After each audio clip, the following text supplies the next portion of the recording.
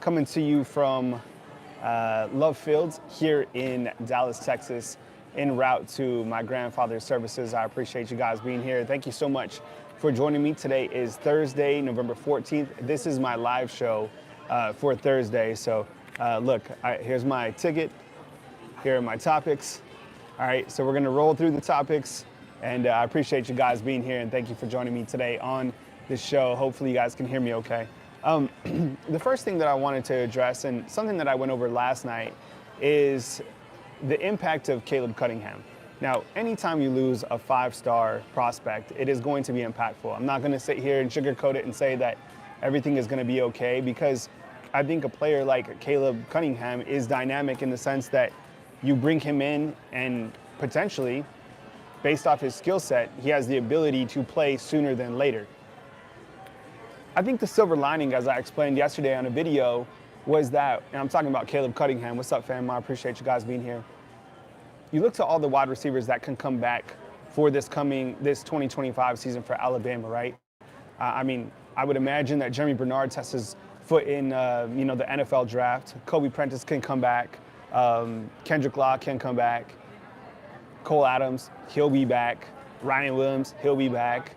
I mean, the list goes on and on. We haven't even had the opportunity to see like Jalen Hell. Haven't had the opportunity to see Jaron Hamilton, Amari Jefferson, Rico Scott, Caleb Odom, right? So my point is the wide receiver room absolutely loaded with talent. And again, I'm coming to you from Love Fields here in Dallas, Texas, en route to my grandfather's services. I appreciate you guys being here and rocking with me. As mentioned, here are the notes that I'm going over today, so I appreciate you being here. And as I had the title of the video, this is flip season. So you're going to see a lot of flips during the season, but it works both ways, right? Alabama's gonna lose some guys, Alabama's gonna get some guys. Talking Caleb Cunningham here, and I do think it is very impactful, but not as impactful considering the roster of that wide receiver room for 2025. And I get it, guys are going to leave, guys are gonna come in, guys are gonna come out, but Alabama's wide receiver room right now, absolutely loaded. I think that kind of what raised my eyebrows is Michael Carroll visiting Colorado. I think it's important for these guys to go out and get their visits in, right? Go see Colorado, go see Coach Prime, what he has to offer in Boulder. But I think from this perspective, and I brought this up yesterday, is like, if you're Michael Carroll, you gotta remember this, iron sharpens iron. Who are you going to be practicing against every single day, right? Guys who are going to go into the NFL draft. I get it, Colorado's had a pretty decent season, but I think collectively, you definitely 1,000,000% have to understand that you're going to get developed at the highest level. And I think Michael Carroll is a future NFL player. I really do. I like his skill set. And I think that that would be more impactful if he decides to flip from Alabama to Colorado. No, I don't even think that's going to happen. But if it did, I think that would be more impactful losing a lineman, a five-star lineman, than it would be losing a wide receiver just based off the roster, okay? So Michael Carroll, five-star, that is going to visit Colorado this weekend. Appreciate you guys being here. Kyle Henderson, Bama Football on YouTube, coming to you from Love Fields in Dallas, Texas.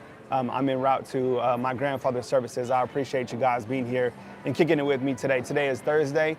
Today is November 14th. Case, what's up, man? I see you inside the comment box. We got Washington Commanders and the Eagles tonight. Caden, who are we taking? Eagles and Washington.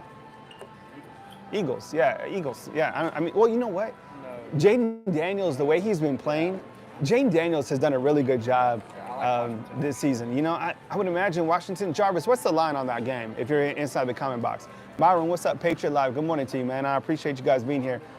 I think I'm going to take Washington, but, man, I'm a Jalen fan, and I'm a Devontae Smith fan, so I want to see the Eagles win, but we'll see what happens. You have a couple guys coming into town this week. So you have, a bunch of guys coming in on Saturday, but the two notable ones, you have Jace Calzario. He is currently committed to Michigan State. He's a running back.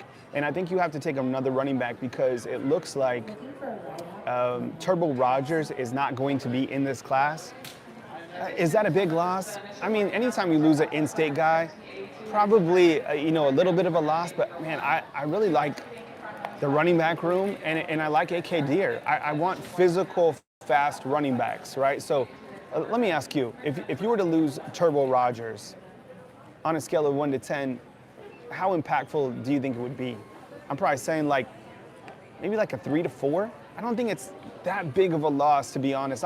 I would love to have him, but I think considering you have Justice Haynes, Richard Young, Daniel Hill, Kevin Riley, AK Deer, I think it's low impact. Nothing against the kid, and I wish the best for all these guys that do flip other places.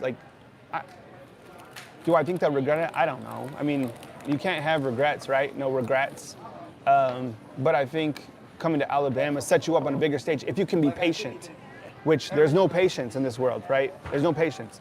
Amazon Prime, get it tomorrow, or else you're mad, right? So there's no patience anymore. So guys are gonna go different places, whatever. You also have Nashawn Montgomery, a wide receiver that is committed to Florida right now, who is coming in. Is he a replacement for the wide receiver position? I guess so. I mean, he's committed right now to Florida, and Florida has a little bit of momentum considering that, they're retaining Billy Napier, pretty good quarterback returning for next season. So it'd be interesting to track Nashawn Montgomery. The other guy that we're tracking too out of the state of Florida is Ivan Taylor. Now that is probably, that's impactful. Number one, Alabama doesn't have a committed prospect from the state of Florida. Needs somebody to come in the secondary. Although, the secondary, they are so young right now. Can you imagine this Alabama secondary next season? Xavier Brown, he's playing. Jalen Mbakwe, he's playing. Zay Mincy, he's played a little bit. Red Morgan, he's played a little bit. Help me out. Other guys in the secondary that are young, that are going to be pretty much vets in 2025, messing with a little bit of Dunkin' Donuts. I like Dunkin' Donuts. Dunkin' Donuts is good. So Ivan Taylor, that is someone that we're tracking. I would imagine that he does flip to Alabama. I don't know when that will be, but that is someone who's going to be on flip watch for sure. Man, Andrew's asking about Damani Jackson. For whatever reason, that is one player that we don't talk enough about is Damani Jackson. He has balled out. He has done an amazing job this year for Alabama, put in a very difficult situation being, Alabama's number one corner. I think he's done a really, really good job. I would imagine, based off his play, that he's going to leave. If he comes back, oh my goodness, Xavier Brown will be returning Damani Jackson, but I think if you're Damani Jackson, you gotta go. Let me ask you inside the comment box, do you think that Damani Jackson goes to the NFL or he returns? I think we haven't talked about Damani enough, man. I need to do a feature on Damani Jackson. I think he's got to go to the NFL, 100%. No, Case, this is loaded. And I'm not a big sugar guy, but this is, I'm not gonna lie, it's tasty, but I think it's loaded. Oh, damn, that's really good. So watch for Jace Clazario, Nashawn Montgomery, Ivan Taylor. Ivan Taylor, turn your notifications on to your recruiting sites. That's significant news if he does flip. He was committed to Notre Dame, then he was committed to Michigan, and I think that there's some play that he will flip to Alabama sooner than later. All right. Sorry, I gotta turn the notifications to Do Not Disturb. I get so many phone calls and texts, and I just got a call from the school because my kids, were obviously missing school today. I got 4 calls. Okay, next on my segment, I appreciate you guys being here. I'm in the Love Field Airport right now, so a lot of action going. I like the screen behind me. I think that's a good look. All right, talked about recruiting on the beginning of the show, so you can go rewind the show, watch what I had to say about recruiting. I love black coffee. That's all me, every single day. What I want to see against Mercer. So in a game like this, of course, Alabama is going to dominate. I wish I could say the coach speak and, be like, I don't know what's going to be close. Alabama is expected to dominate this game, 100%. We know this. But when you go into a game like this, you have to have the blinders on and you have to be able to execute. Kind of the same thing going into that Missouri game. I knew Alabama was going to run the table with Missouri, but I think in this game you have to execute. And look, people are still looking at Alabama for style points. So none of this 14-0 at halftime, like run it up, right? And don't look at the scoreboard. Like do it respectfully, but play your own game. One of the things that I really want to see against Mercer is a continued strong rushing attack by Alabama football. I think the stat that stands out to me going into this weekend is the fact that Alabama has rushed the football 83 times for 583 yards and 10 touchdowns. That has to continue to be the method and the schematics for Alabama football the rest of the season. The more times they run, the more times that they win the time of possession, the more games they win. I was doing the math yesterday on Bleacher Report. From right now on, Alabama has to win, I would imagine, Alabama has to win 7 consecutive games in a row. 7 games in a row. So think about this, because these 3, right? Mercer, Oklahoma, Auburn, there's 3. If you get into the playoffs, you host a game, that's 4. You go to the quarterfinals, that's 5. Semifinals, 6. Championship game, 7. So from now on, they'd have to win 7 games in a row. Can they string 7 games in a row? I think so. It's going to be a gauntlet. And what's going to happen, though, is you're going to have to rely on your depth. You're only as good as your depth in this part of the season going forward. So what I want to see, kind of ties into what I'm talking about, is a continued run game, get the running backs involved, right? High execution on both sides of the football. And if I say you have opportunities for another quarterback, Ty Simpson, to come into the game, I really, really think it's important. I get it. I don't care what the score is. I'm not worried about that. I want to see Ty Simpson run the offense. And here's why. Look, we cannot predict the future. Ty has not thrown the football enough this season. Look, things happen. I have no idea. I can't predict the future. But if he has to come in an emergency situation, he can't just be a game manager type player. He has to be able to run the offense, right? He has to be able to throw the football. He has to be able to run it full go. So if there's an opportunity in this next game for Ty to throw the ball and run the not even throw, like run the offense, let him run the offense, right? And I think it also, this is important too.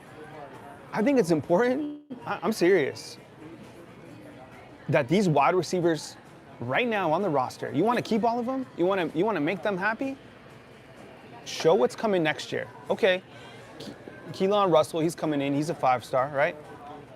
Can he throw? Yeah, at the high school level. Guy hasn't even got to college yet. Let them see a quarterback that is coming back that can throw the football and work the field. Because if I'm a wide receiver right now, I'm like, okay, we can win games. We can win a national championship with Jalen Milroe. But who's the quarterback next year? What is he bringing to the table? That's why I think it's important that if Ty does get in, let him run the offense. I don't know. You know, if you talk to Coach Saban about this, he'd be like, well, how the hell you know the guys are going to get to play? Which is true. I mean, you know, Mercer's won 9 games. So Mercer's probably playing this in their locker room. Alabama, as you know, is ranked number 10 in the college football playoff rankings. And I still feel that they need style points. I still feel that people want to see Alabama play 4 quarters of football and not step into the rat poison. We've seen this before. We saw Alabama play really well against Georgia, come out and not play so well in their next 2 games following that. Can Alabama have the kind of, you know, block out the rat poison and play well against Mercer, against Oklahoma, and against Auburn? Oklahoma and Auburn, they salvage their seasons. Those coaches retain their jobs by beating and upsetting Alabama, right? Brett Venables hasn't had the best first year in the SEC. Like, he can salvage his season by beating Alabama. Hugh Freeze, this guy is doing work recruiting. Look, I get it, NIL, they just flipped another guy from USC. But if Hugh Freeze is somehow able to fly under the radar and beat Coach Kalen DeBoer at the end of the year, that's their Super Bowl game, right? So it's dangerous, it's rat poison. It's not even before a bye. You get Oklahoma on the road, you come back and you play Auburn. Do not overlook anybody, right? But in terms of this game against Mercer, you definitely have to execute at the highest level, all right? I appreciate you guys being here today. Kyle Henderson, Bama Football on YouTube, coming to you from Love Field in Dallas, Texas, as I'm en route to my grandfather's services. As news happens, I got you covered on Bama Football on YouTube. Please hit the thumbs up on these videos. If you want to watch the rewatch, I appreciate it. Get inside the comment box. I'll be back maybe later today or tomorrow, kind of depending, the services and whatnot, they're tomorrow morning. So obviously that's, the most important thing. So happy to go there and honor a really great man. I mean, as Coach Saban always says, they don't make them like they used to. He's a man's man. And, I can't wait to go and see family and kind of be together with the loved ones. You guys know how it is. So tomorrow, I don't even know if I'll have a show. If like significant news breaks in the afternoon, I'll probably come on. But tomorrow will probably be an off day for me. Saturday for the watch along, I don't have like all my fancy equipment, so the watch along might be like this. We will upload Coach Kalen DeBoer's press conference following the game, and we'll rock it. So, we continue to power through this college football season. I appreciate you guys being here. Kyle Henderson and Bama Football on YouTube. As news happens, got you covered. So hit the subscription button and be back as news happens right here on Bama Football on YouTube. Coming to you from Love Field in Dallas, Texas. Kyle Henderson, Bama Football on YouTube. See you guys.